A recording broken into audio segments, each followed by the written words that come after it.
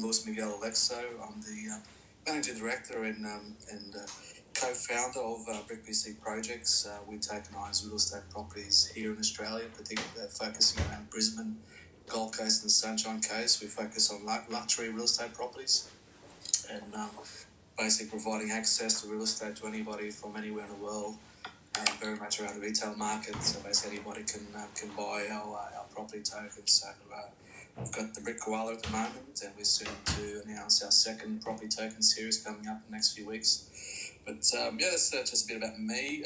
Jake, yourself? My name is Jake Bernard. I'm the CFO of Renewablox. We are a renewable energy company that is going to be Bitcoin mining.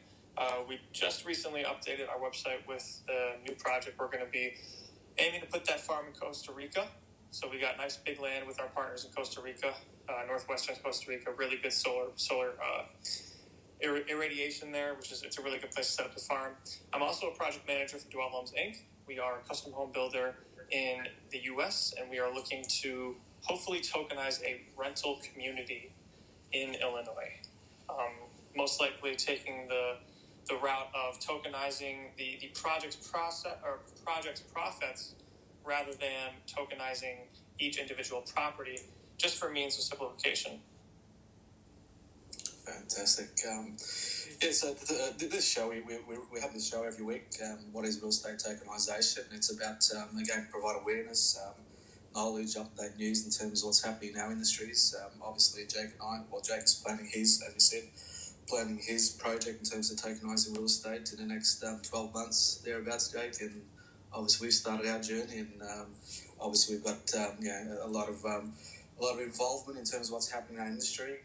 Again, it's still very early, so I think we just got to assume in terms of these sessions and that's what it's obviously all about, is people coming in, hearing us. So we got to basically keep the things at a high level in very basic language, because again, we're just trying to obviously provide that education around in terms of how can somebody access real estate on the blockchain, and just trying to keep the conversations at a very high level, very basic language.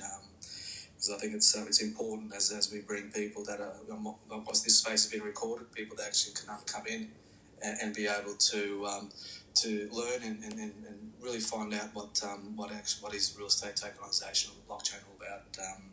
So sometimes people get confused that about virtual real estate. This is not virtual real estate. This is very much hardcore. You can touch real estate on the ground. So it's real, as in real estate. So just to make that very clear in terms of what we're about, in terms of what we're doing. So I was hoping to real estate exchanges actually has popped in. I hope they come back so they can be part of the conversation. I'll probably just pause, just say hi to the people who actually have joined. Dao, thank you. Padre, Cowboy, thank you for joining in. And Philly's he's joined as a speaker. How are you, Philly? You good? Great. I'm glad to be hanging out with you guys again. Fantastic. Thank you. Hey, Philly. Good to hear your voice again. We'll just send out some tweets, get people to join in the conversation, and we'll go through some of the points, and as people join in, they can come in and sort of tell us their piece in terms of their tokenization platform. So actually yesterday, it was quite an interesting discussion yesterday. So SDN Markets, they just launched their business, as some of you have heard, in terms of crowdfunding their business, and they actually had a session with Avalanche. So they've chosen Avalanche as a platform to tokenize their tokens on. It was just really interesting conversation. Obviously, Kyle is the energy is just out of this world. So Kyle, who's the co-founder of SDN Markets, and he was just sort of explaining his journey, and so it was great to hear in terms of some of the. I did actually ask him in terms of the two key reasons why that they had decided on the Avalanche blockchain, and he was very concise in terms of some of the reasoning. And I always say, at the end of the day, you need to work out for yourself in terms of your business model when you're tokenizing real estate. You need to work out in terms of what your vision and objectives are around in terms of your own particular model, and then basically do your research and find out what chain is going to suit that. As some of you know, we made our decision. We did start on the Ethereum blockchain. And then obviously through that journey, we basically knew that from a sustainability and all the things we needed, that we needed another blockchain that ticked all the boxes, and that the Ethereum blockchain didn't have all those things that we thought it had. It's only when you go through the journey. Again, we're all very early. We're learning along the way, and we decided to move to the Ravencoin blockchain. So our second property is coming up soon. That's going to be our first property on the Ravencoin blockchain. So we decided that all our future property token series are going to be minted on the Ravencoin blockchain, because for us that ticked all the boxes. And it's not just the gas fees; it's the community and in terms of some of the things that are planned ahead, and obviously having these conversations with a person who's the lead developer like Tron Black, and be able to have those conversations. Again, that's pretty important. And I know they're very approachable, because obviously, given the Ravencoin blockchain being a decentralized blockchain, the community leads the direction of the blockchain. So that's one of some of the things we liked about it. But again, everybody's got their own reason. Again, it's not right or wrong. You just got to decide what's the best chain for you. And again, I don't think we can judge in terms of people choosing a particular blockchain. You just got to work out what's the best for you, and take that forward. But I mean, obviously, Jake, when you went through the same process, obviously, especially with Renewblocks, obviously that's the first project you're doing. Although it's not real estate as such, it's a mining project, but obviously it's using real estate where you're actually mining that from. But and obviously for your future properties that are coming up later on in terms of tokenizing the real estate properties, obviously you would have gone through the same process and finding out what's going to be the best blockchain for you. You would have gone through that process yourself, right? Yeah, there was a phase when I first started to take a deep dive into crypto. There was a phase where I was researching dozens. I went on CoinMarketCap, and I was just going down the list of the top 100, looking at the pros and their cons, and I was trying to find one that was like Bitcoin, something that I could possibly mine, because I had a laptop that I was able to mine with, that I didn't mean to be able to mine with, but it just turned out I could. So I was looking for someone to mine. So I started mining Ethereum, as most people do. I was like, oh, cool. I mine Ethereum. Minimum payouts were just too high for me. Or not too high. They were too long. I had to get paid like once a month, maybe. End of any payment, gas fees. I was like, okay, well, let me find something else. So I that's kind of how I found Ravencoin, and that's the blockchain that Renewblocks is minting our tokens on. We actually already did mint some tokens on there. I'll probably be reissuing those assets soon, just because we'll have more tokens than to sell that we expected. But yeah, that's kind of like my little journey into Ravencoin from Ethereum. Didn't really experiment with the Ethereum blockchain too much at all. I never really got into MetaMask, just because I didn't see any value in messing around with any tokens on there. But yeah, that's my story for there. Yeah, and I guess this is where obviously we were so early, and obviously through our journeys that hopefully we could pass those experiences and build sort of as they're planning or about to mint or whatever the case may be, they can sort of learn from our experiences. Again, it's why make the same mistake twice? And I'm not saying it was a mistake for us in terms of the minting first on the Ethereum. It just basically it didn't meet our objectives in going forward. And again, it's all we knew was the Ethereum blockchain back then when we started last year in our journey, and that's all we knew. And I still remember the conversations having with Klaus, the founder and the CEO of DigiShares, and also their team. And I know I still remember these conversations probably around it was around October last year, September, October, and they were sort of saying, look, obviously gas fees are a massive issue at the moment given the NFT craze on the Ethereum blockchain, and what was happening with OpenSea obviously playing a massive part with what was happening on the Ethereum blockchain. And I still remember the conversations, and they were saying, there is some other alternative chains coming up that we are able to put on a platform that for our clients that we can actually tokenize on in addition to Ethereum. And I said, no, you can't. It's got to be Ethereum. It's got to be Ethereum because everybody knows, everybody trusts Ethereum. It's when it comes to DeFi, when it comes to the credibility around a blockchain in terms of what it is, in terms of smart contracts and so forth. So I was very pig-headed at that time in terms of, don't give me bullshit, that's got to be Ethereum. And then obviously going through the process in terms of our journey and having to look for alternative chains. Obviously, then we came across, they mentioned, the Ravencoin. We're actually adding Ravencoin to our token studios to be able to tokenize real estate on it as well. So, again, doing my research and obviously finding out from the Ravencoin community and talking to, obviously, here in Toronto Black and so forth around what is Ravencoin blockchain. And I guess that's for us. Then we obviously convinced us and that was the way to go for the future. So again, we all go through our journeys and for us, like I said, hopefully our experiences, people can learn from our experiences and be able to fast track in terms of what they're trying to achieve in the future for their own tokenization platform. So again, these are all experiences, right, Jake, in terms of that we're able to pass on so people don't make the same, I said, not some mistakes, but make a more a known decision in terms of what's out there that they'll suit them. Yeah, exactly. And, like you said, there's no wrong decisions on which blockchain you're tokenizing on, right? When we're dealing with tokenizing real estate, we're dealing with securities. With securities, you're meant to track who owns what. And especially with blockchain, you're supposed to track who knows what in like a doomsday scenario type of thing. If the blockchain were to go down under, the addresses of the token holders, and you can move to another blockchain if you have to.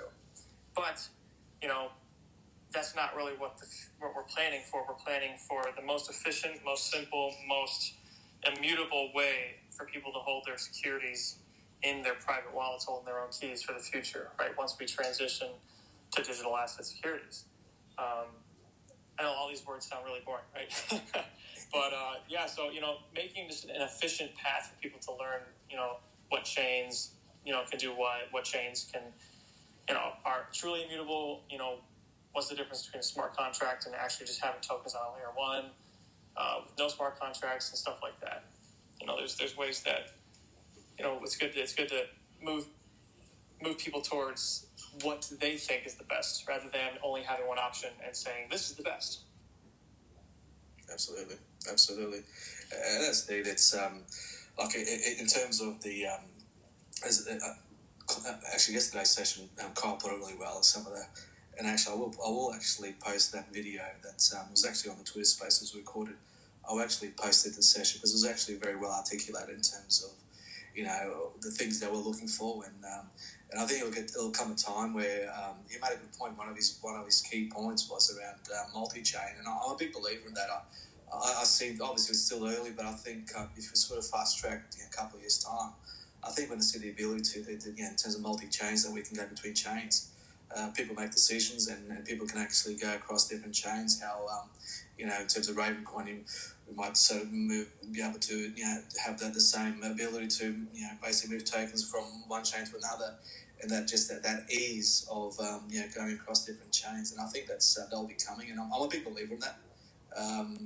And I think that's that was one of the key things that Kyle mentioned from their perspective, what they were looking for, something that will be able to be multi-chain in future. Philly, you got your hand up. Yeah, come in. Yeah, thank you. I just wanted to take this up to a little bit higher of a level right now. And this is based on some questions that a gentleman was asking you in your space yesterday. And the first of the questions are, is there going to be a central place for people to see all the different property tokens that they could diversify in? So, for example, when I'm talking to people about potentially grabbing some property tokens on a project that I'm working on in Miami, I'm going to highly recommend that they diversify to places around the U.S. and to other countries such as Australia.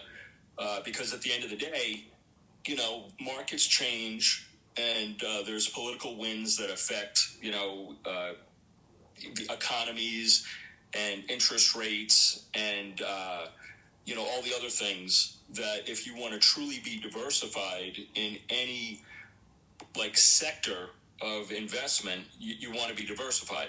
So with that said, are you guys aware of a central place that somebody can go and see all their different property tokenization options? Yeah, I'm not aware of, but I think it'd be a great idea, and I think you leave it up to the market to be able somebody to create a platform that can have that central point. I know, as you know, Phil, I'm a big believer, and so is Jake, a big believer, where in terms of the more people that come on and actually tokenizing real estate, the merrier, because, and again, we like to think we can be a sounding board and people can ask us questions, as I do all the time in terms of different sessions I go into it and host, where people ask me things about, just like yesterday, obviously that particular gentleman, he's looking at tokenizing, real estate, and again, it's if we can help these people, and the more, because there's so much, obviously we know what the size of the market is globally in terms of real estate, and even 1%, that's a massive number, just a 1% in terms of tokenized real estate. So, but to answer your question, it'd be great for somebody to come up with a central point where it makes it easy for us, and then for us, as I said, I mean, if you talk about a Ravencoin, and you guys know, some of you that are involved with the Ravencoin blockchain, I've said, wouldn't it be great to have a central point where, where we can actually have properties on the Ravencoin blockchain, be able to, here's somebody in London that's tokenizing, here's some properties in London that you can have access to that are on a Ravencoin blockchain. There's some in Chicago, there's some in South Africa, in Australia. So it'd be great to have that central point. So again, it's up to the market to somebody to develop a business model that basically they can get obviously rewarded from it. And as an industry, we've got a central point. So call it what the real estate. We have realestate.com here as a central point for listing properties. It could be the same thing, but on the blockchain, a real estate listing sort of platform that makes people aware what's out there in a tokenized real estate tokenization space. Yeah, no, it's a fantastic idea, Philip. Maybe you know some people, mate, that can drive that, because I think that's the future. I think that's the future. Yeah, we'll table that for now. So next question is, the other good question that he asked is, will people be able to take out loans on their property tokens? And if so, I believe that your answer was DigiShares is working on that. And if that's the case, and if there's roughly a 1-year lockup period from the time people get a property tokenization before they can start trading them under, some of the laws out there, how soon can they take loans against those property tokens? I mean, from our perspective, once we sell a property, obviously people can do what they want in terms of buy and sell those property tokens like the Rica on our platform as a secondary market. But in terms of the loan side of things, so real estate, so DigiShares, obviously they own Real Estate Exchange, which is really the secondary market. And I know they're working with Balancer with the ability to actually borrow against tokens.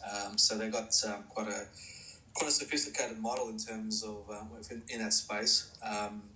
So for us, obviously we're following that journey. So given obviously we are DigiShare stable, they're our advisor, they create our platform, they maintain our platform. So it makes sense in terms of what we're doing that we'll follow that line in terms of the Real Estate Exchange platform as a secondary market.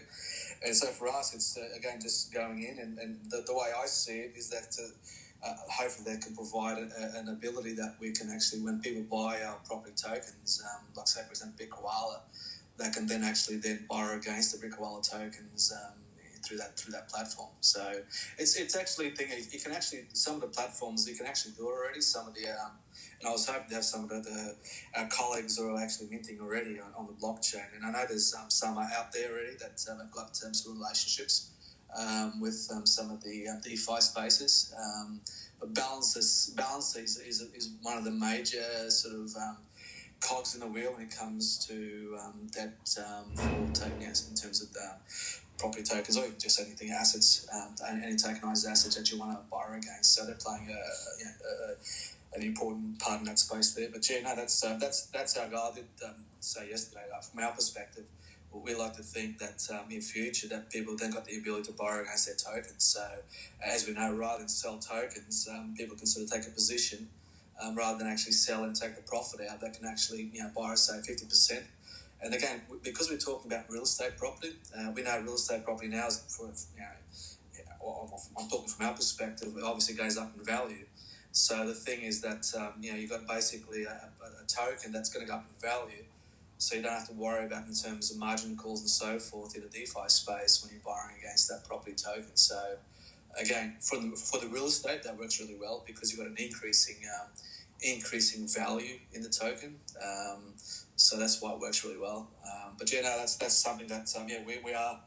It's in our roadmap in terms of the things that we've got on our to explore.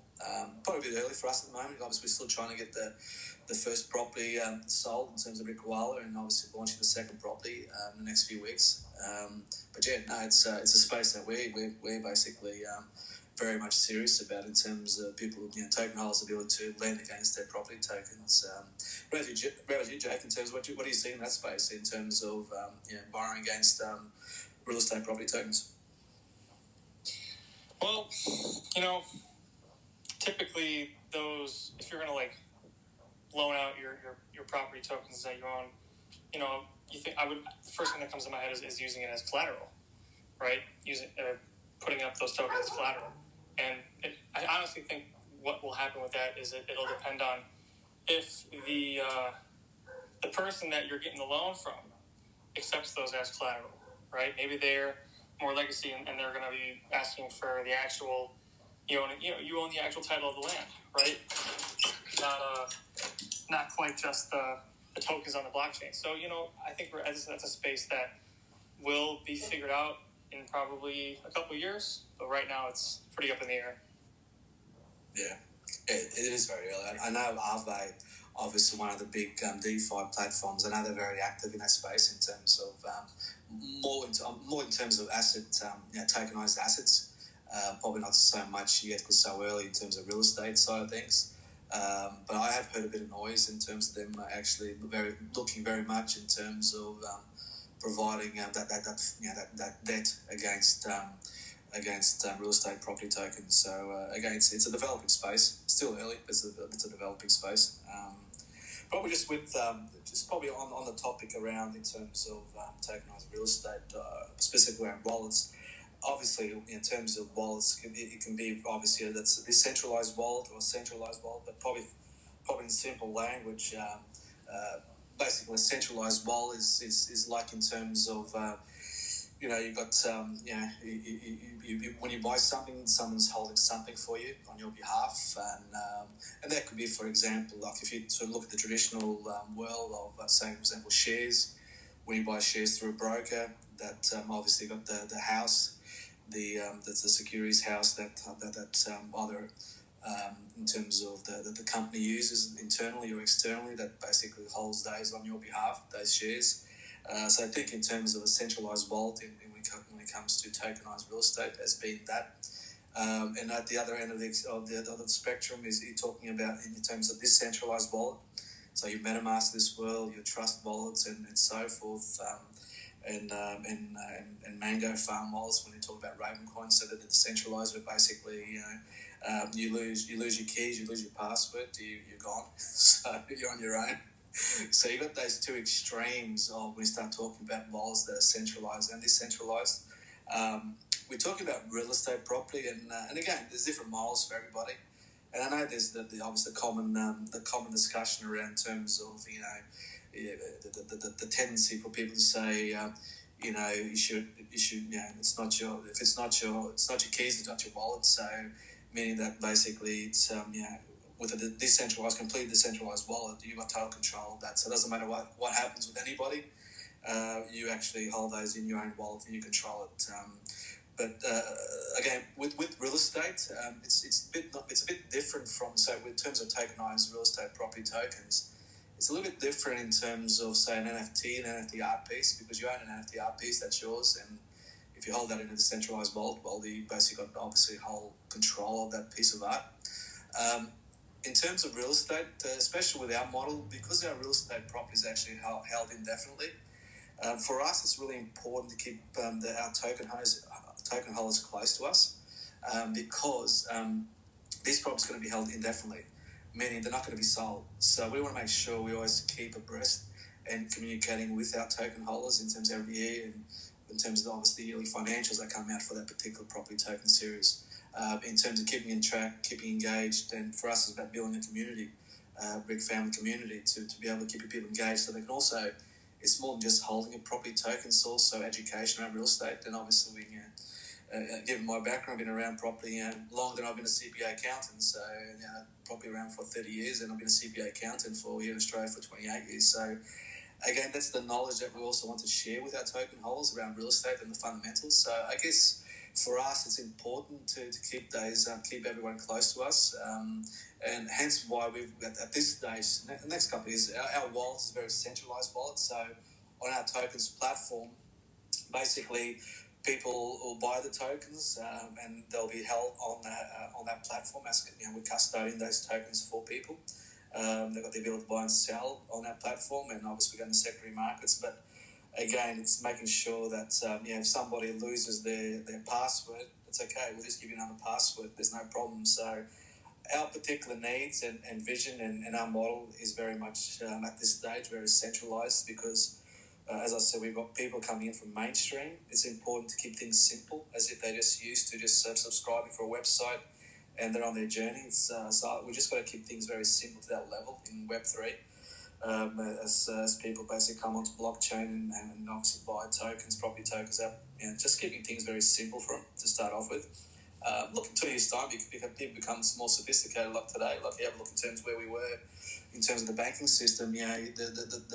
The thing, if you go back, say, 13, 14 years ago, the thought about actually using your mobile to be able to transfer funds between bank accounts to other people's bank accounts and doing banking, it was actually quite a massive issue around security.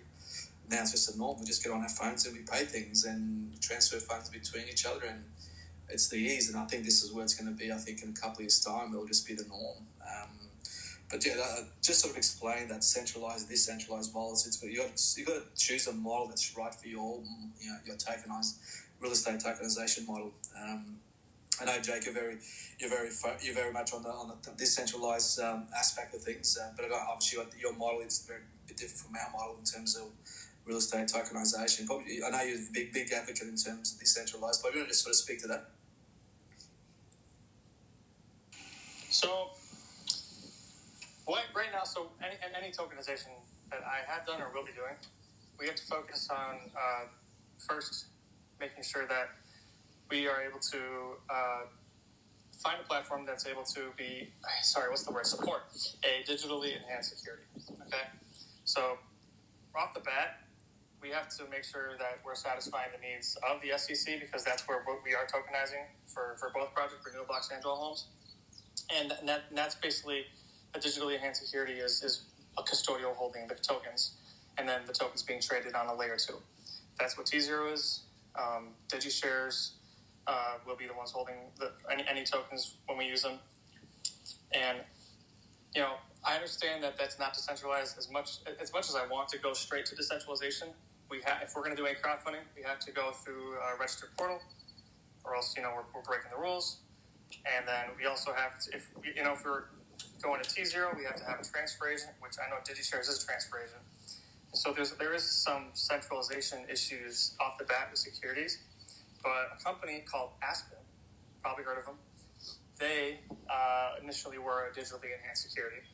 And they went through the proper channels to allow self-custody of their tokens, of their security tokens. And so now they went to a digital asset security, which is what I would love for any project I do to end up at, which means people are able to withdraw their tokens from the custodian, and they're able to own them in their own wallet, have their own keys for those tokens. So that's where I want to be. Yeah, decentralization is great, but because we're dealing with securities, and especially where I'm out of in the U.S., it's just kind of the way I got to roll. I mean, yeah, I could move somewhere else and deal with the new security laws, but then I'm missing out on a huge investor base in the U.S. So, and I'm not moving anywhere else anytime soon. Personally, that's not going to be happening anytime soon. So, Jake, I thought you said you're gonna have a stint in Brisbane. I wish. I would love to. I'd love having a stint anywhere. Dude, I might be having a month stint in Costa Rica later this year. So, Nice. we'll see with that. But, I would love to move somewhere else sometimes. Actually, the guy we had actually on our show yesterday, Token Lin, I forget his name, sorry. But he's looking at tokenizing real estate in Costa Rica. So you might think of me. Might have to have a chat with him. Our main partner, they actually own the ones that own the land that we're, hopefully going to be using for this farm. They own a building, or what's it called, hacienda, in Costa Rica, pretty nice size. So once this first tokenization thing goes well with Renewablox in Costa Rica, I'll be approaching them about that, hopefully taking that under the scope of who knows what the name of the project will be. Maybe it'll be Dwell. Maybe it'll be a company under Renewablox's parent LLC. We'll see. But that's a. I'm gonna talk to Callum about that. Yeah. Actually, I'll put you connect. I'll connect with that guy yesterday because he's actually talking to DigiShares at the moment about tokenizing real estate over in Costa Rica. I'll connect you with him, have a chat with him, because I think he's sort of at the moment he's in exploration mode at the moment. So again, as we all know, that rising tides raises all boats, right? And I think this is all about how everybody. You never know who you get talking to and what opportunities opens up. That's great. I think I'll connect you with him. So, but yeah, look, in terms of Philly, got the hand up, Yeah, these next two questions, I'm going to get a little bit in the weeds here. So there's two aspects to property tokenization. You have the entity that is offering tokenized property, and then you have, the average investor who's looking to purchase tokens in properties to be able to get into the real estate game for a lot less than traditionally they could, and to have some diversification. So these two questions are based on the issuer of property tokenization. One, is there any thought or research that's gone into how to price it? So I'm just going to use round numbers now. So if you have $1 million property and you issue 1 million tokens, then theoretically their tokens are $1 a piece. However, you could change that and you could do 10 million or 100 million tokens, and you can get that initial buy price in to be significantly lower, because there is the perception that, instead of buying 10 tokens for $10, I could get 1,000 tokens for $10. But at some point, that sweet spot is missed. So that's question one. Has there been any thought put into how many tokens to issue based on the cost of the property? And then the second question is very specific to being the issuer. Obviously, these properties need to be managed. Billy, I'm going to cut you off right there because the first question you just asked is very loaded. So keep the second question in your mind, and we'll go back to that. I have a good answer for the first question, though. Good, go ahead. Okay, cool.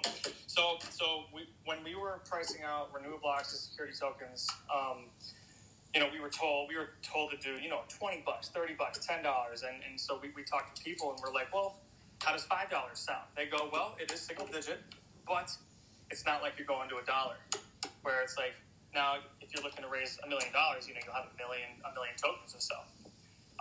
So we're like, $5 is fine.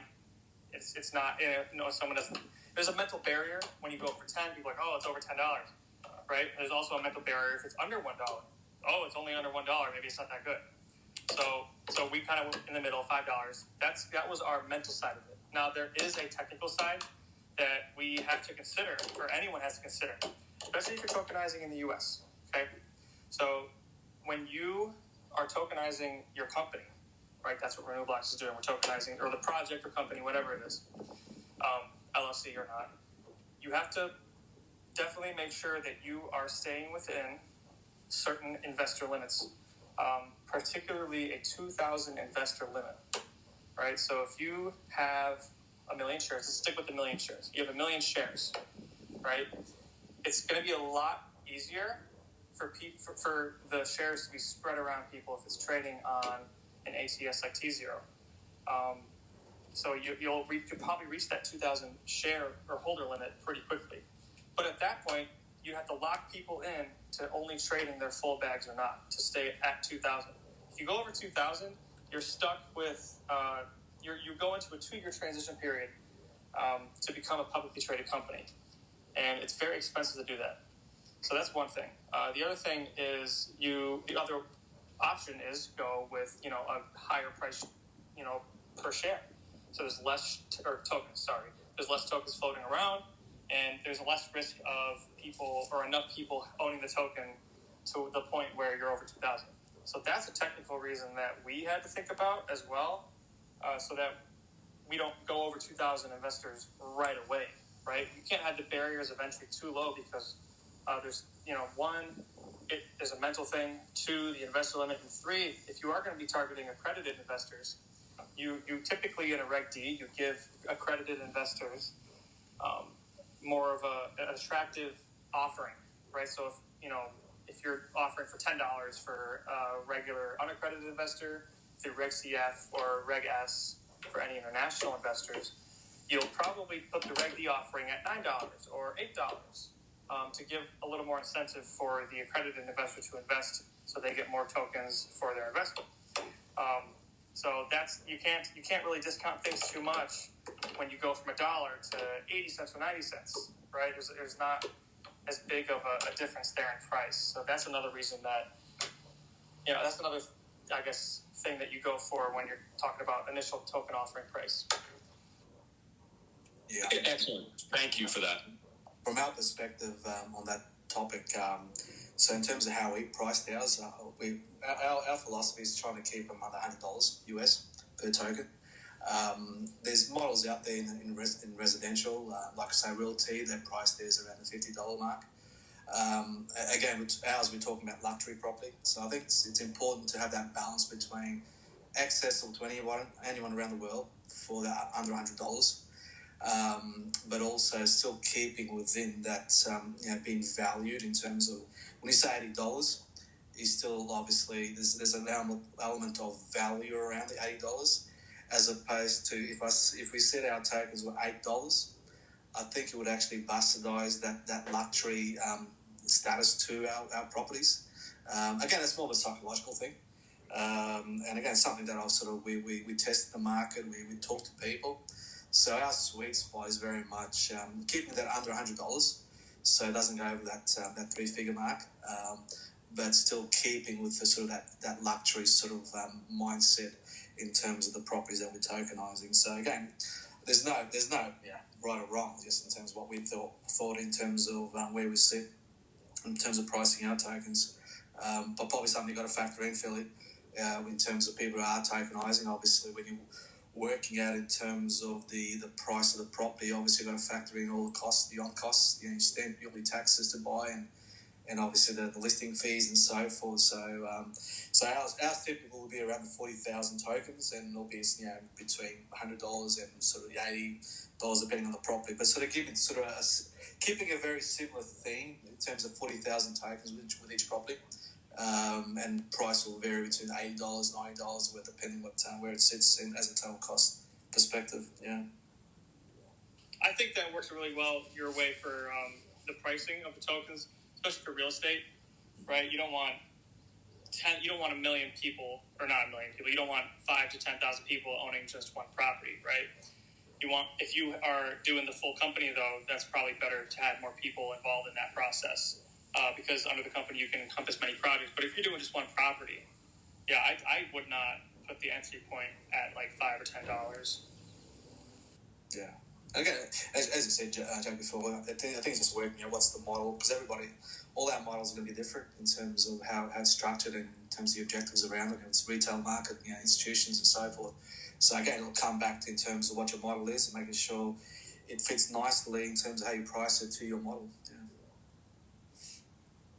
Okay, thank you. So,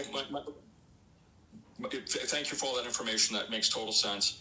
The next question is regarding management fees. So the business model that I'm exploring which, some really wise guy kind of led me to understand from down under, is that you have a property, you put it in an LLC, and then you take the gross rent, you back out all of the costs, and then the net rent you put into a basket of assets that goes into the LLC that raises the value of the LLC and therefore raises the value of the shares.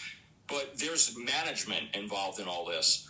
What is a typical management fee that should be taken out of the gross rent?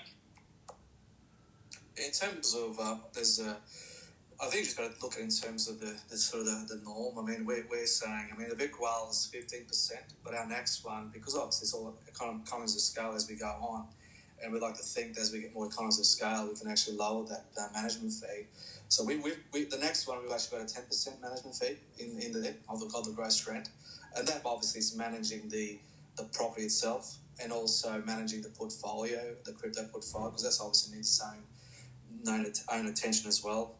So that's 10% is what we see. Hopefully we can get that lower as as more properties come on board. It just obviously dilutes in terms of our overheads, and we can actually be able to keep lowering that management fee. But again, as a starting point, the Rica whale is 15% because obviously there's only one, and as a starting point. But our objective is to keep lowering it. So 10% is the next one, and I think 10% seems to be the sort of the market rate when you sort of look in terms of traditional real estate. What property managers charge you to manage your property.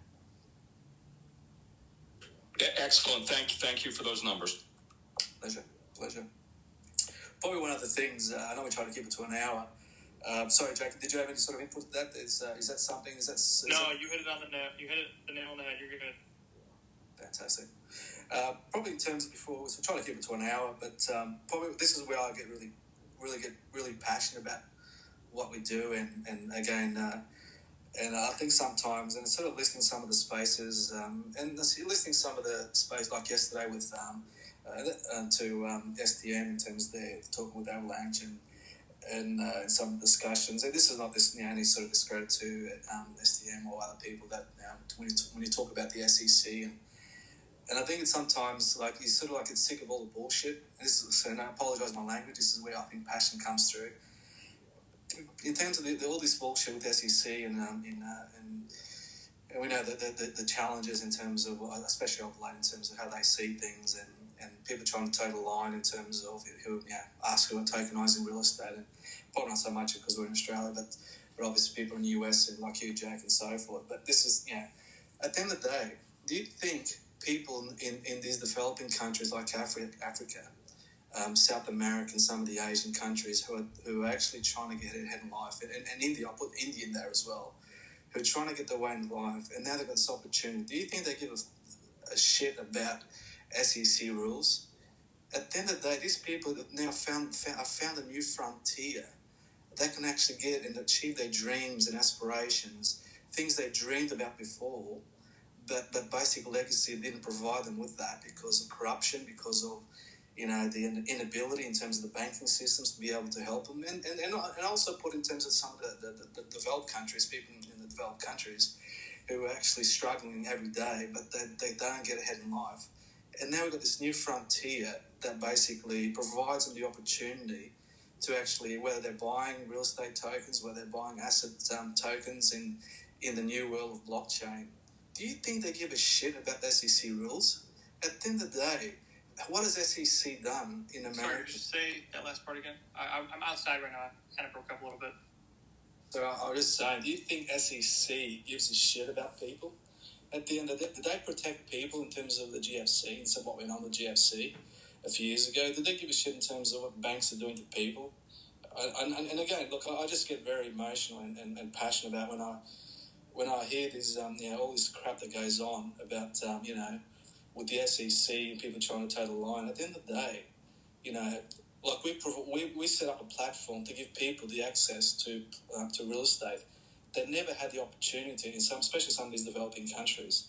So at the end of the day, I think it's got to also sometimes bring it back to reality in terms of we're all trying to, we are anyway, and I'm sure Jake and other people who are tokenizing real estate, we set this out to provide opportunities to people from anywhere in the world. And these developing countries, now they've got the ability to get ahead in life. I've spoken to some of these people at the cold front in those different countries, like in Africa, for example, Nigeria. And you just hear the voice now of excitement that they can actually now get ahead in life by buying, digital assets and get ahead in life. And where it's NFTs as well in terms of creation. And now they've actually got the ability to get ahead in life and really get on a journey to support their families. And again, if people like the heads of SEC went to places like Nigeria, like in El Salvador, and actually listened to the people in the street in terms of what the new world of blockchain is actually doing for them, they would actually sit back and realize, you know what, we need to actually come in line and see and actually embrace these opportunities. Yes, we all need rules, we all need barriers. But at the moment, I think we all know what government is doing. Yeah, again, that's just sort of my. If you don't mind. Sorry, Jake? About the SEC. Go on. I'm okay, sorry. So I think that the SEC wants to have a veil up that makes it look like they care about all investors. But personally, I think that their regulations are only caring about the big investors, so accredited investors. They have recently lowered the barrier of entry to become an accredited investor, but it's still not the easiest thing to do. You have to pass some exams, get some certifications, and then pay to become a accredited investor via Verify Investor. But I really do think that especially with the Coinbase thing recently. They're only targeting that because some accredited investors somewhere sent in complaints or tried to file for fraud against some of these companies that are obviously are offering illegal securities. But not until recently, people haven't been getting burned by them.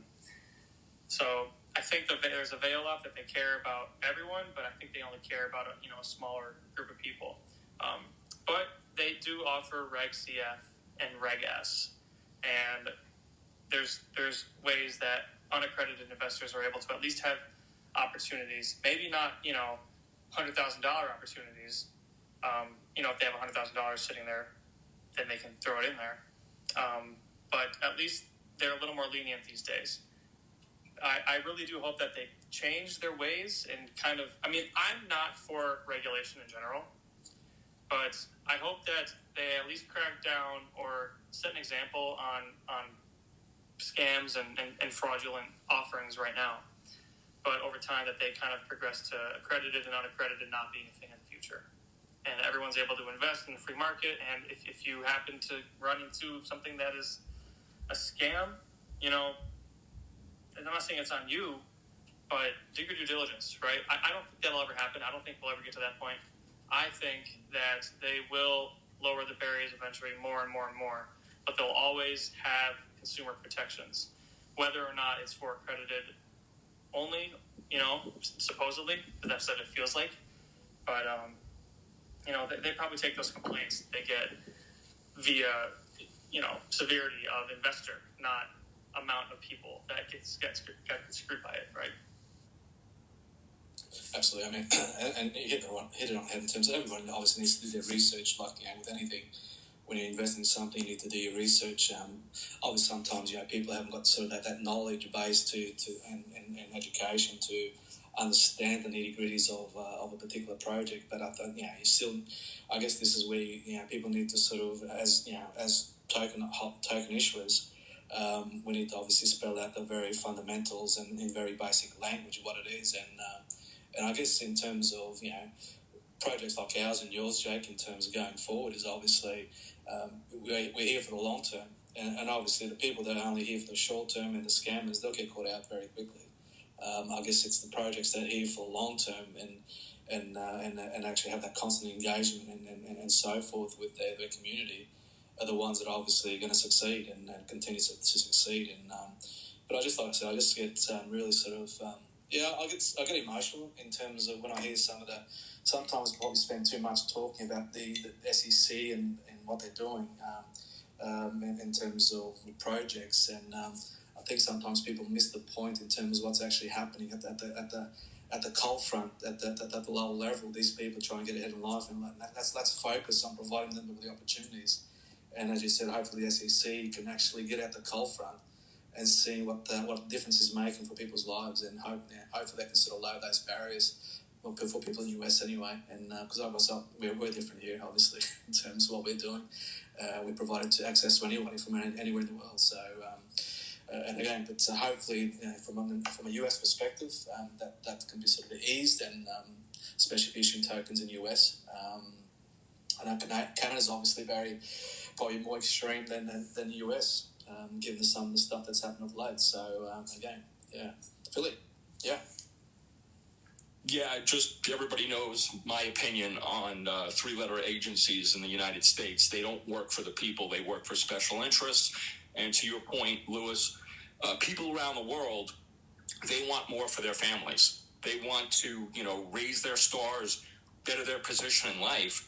And if now, in the countries that they hold in esteem, they have the opportunity for a small portion of their disposable income, they can start to slowly buy into those dreams and put their kids to bed and tell them, we own property in Australia, we own property in America, and someday we'll be there. That is the dream. That is what will sell this. Absolutely. And just talking to some of the people in our community, for example, Morgan, that we all know Morgan, some of us here that are listening, and again, we've played around with it, you got to come to Australia. She obviously is a token holder in the Rica, so now that's actually a dream for her to come to Australia. So again, you start putting those dreams and aspirations in people's minds, and it can make it's huge. It has a huge impact on people's lives. So it's as you know, Philly, I'm very passionate about in terms of what we're doing and providing that avenue for people to really follow their dreams and changing their lives. If we can play a small part in that journey, it makes us really, really excited. But look, at as we sort of round things up, it's sort of clicked on the hour now. So today, it says we sort of covered a few things, a few pointers around tokenizing real estate, and some of what we're doing, what Jake's doing, and things in general. If there's no questions, also I'd like just to say, for Breach, thank you for joining us. Cowboy, I think I did mention you before, Cowboy, so thank you for joining us today.